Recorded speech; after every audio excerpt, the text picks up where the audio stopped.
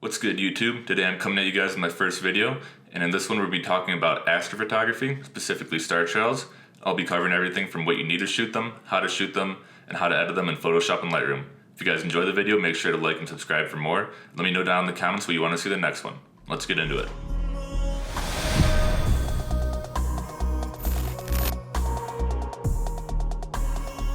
So when it comes to shooting star trails, it's important that you have a camera that can shoot RAW.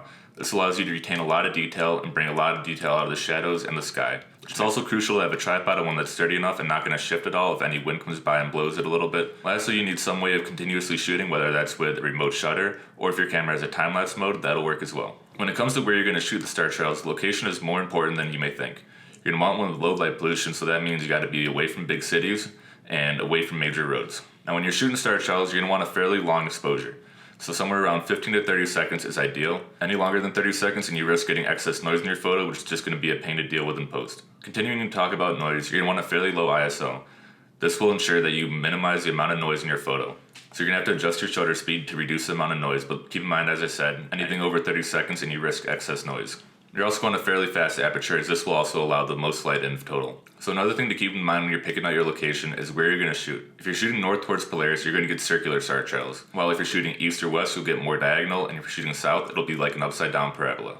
So from my personal experience, if you're shooting north towards Polaris and you want circular star trails, it's going to take a little bit longer. It'll take around an hour, maybe a little bit more to get real nice long star trails. Whereas if you're shooting east or west, I found around 45 minutes works well, and if you're shooting south, you can get away with 30 minutes. So keep this in mind when you're deciding where you want to go, and keep in mind how much time you have. So with that being said, let's get all packed up and I'll see you guys out there.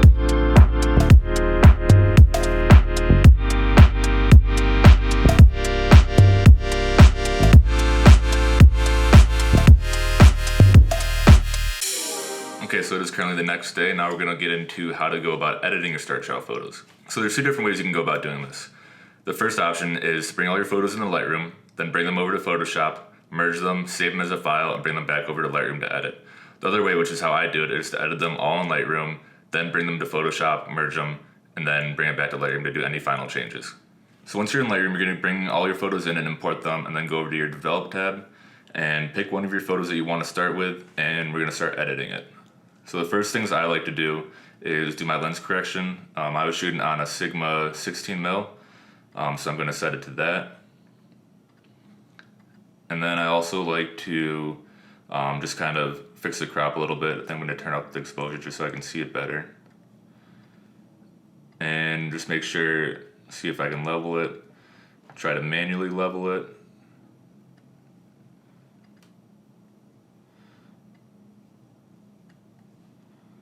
Alright, and that looks good to me.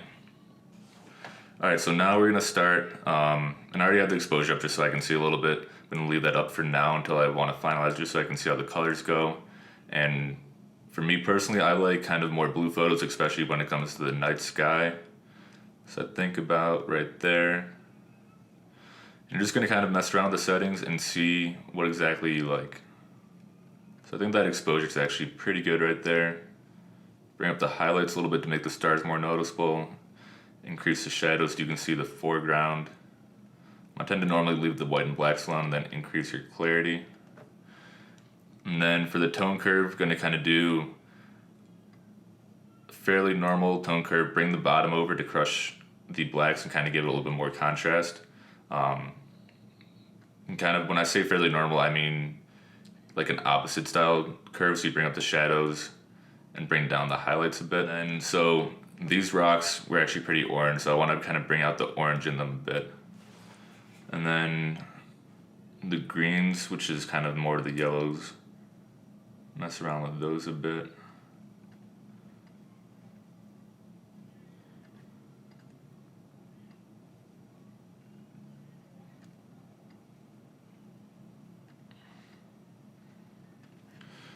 And then the sky. So I do already kind of like the blue color I have, so I'm not going to change the saturation too much, or the hue too much. Increase the saturation, luminance a little bit. And then for the split toning, I'm just going to do your normal orange and teal. If you hold on Option, it'll do it, apply to all the highlights, so you can kind of get a better idea. something like that. Maybe down a little bit more. Give kind of like a city light effect when I bring out the highlights. And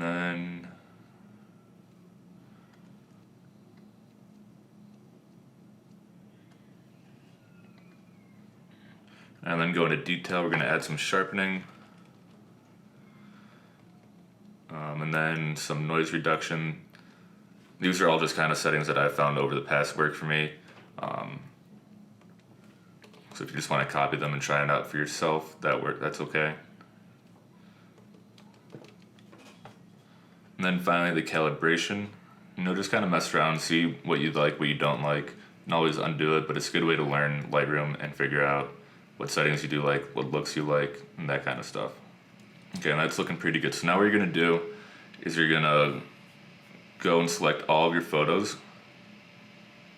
and come over to the sync button and synchronize them. And that'll paste all your settings from the first photo onto the rest of them. Okay, so after all your files have synced and they're still selected, you're gonna right click and go edit in, open as layers in Photoshop. Okay, so once you're in Photoshop, it's actually super easy to merge them all together. You're gonna select all of your layers except for your base one and come over to your blend mode and change it from normal to lighten. And now you got star trails. Okay, so now I'm gonna go through and merge layers together and use my healing brush and kind of clean up some of these trails from planes, and we'll see how it looks after. Okay, so there we go. Now we got all the plane lines and all that stuff removed from the photo, and it looks a lot more clean. So the next thing I want to do is I want to try to get rid of this spot. There was some weird light shining on their rocks. So what I'm going to do is I'm going to bring one of the photos and kind of adjust it so that it's not so bright, and turn on the highlights and see if I can kind of mask it over and kind of remove that bright spot. So now I got this photo in here, and you can see that the bright spot is a lot better. So I'm going to take my photo, drag it on to my photo, the star trails. Oops.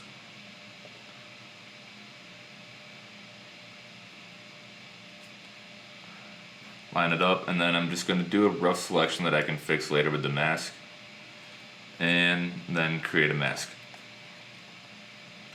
And then, since you have a mask, I'm going to come over to my brush tool, hit B, and make it a little bit bigger, have it feathered out, and just kind of smooth out the edges.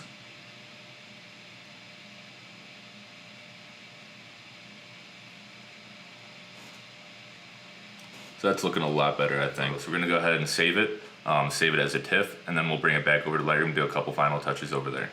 Okay, so now we got the photo back in Lightroom. I'm just gonna do a couple small changes. We're gonna add a radial filter to act as a vignette. So about right there. Turn down the exposure a bit. I think overall I want the exposure up a little bit though.